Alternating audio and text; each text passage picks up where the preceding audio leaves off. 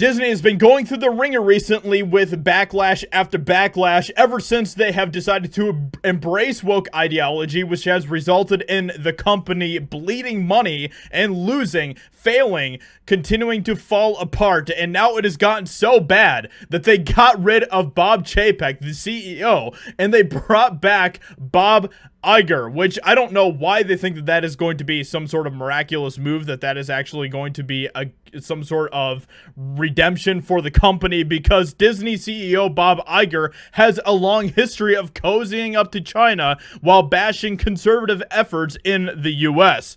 So this isn't going to be some sort of heroic comeback moment for Disney or for Bob Iger, because Bob Iger is the reason, or one of the big reasons, for why Disney has been going woke. Disney was already going woke and heading in that disastrous direction before he stepped down as CEO. Bob Chapek just picked up the pieces and continued on, but of course Bob Chapek just lacked a lot of the know-how, the savvy that Bob Iger had. So this is getting to be very, very bad for the company. While Disney, a company, attempts to solve its problems by rehiring the architect of those problems, Bob Iger returns as CEO. Bob Chapek is out.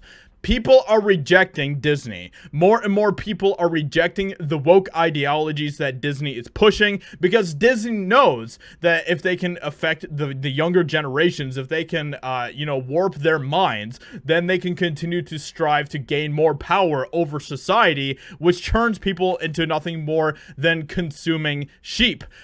That's what it all boils down to at the end of the day. Bob Iger is eager to get back to doing that, but I think he really thinks that he is going to be able to turn Disney around, which I don't know if that's even possible at this point. I think people have woken up, at least for the most part, to the nonsense that Disney has been pushing, especially ever since the Florida stuff that happened last year with the Don't Say Gay stuff and everything else. And now we have gone to a point where people are like, Disney, duck Fisney, right?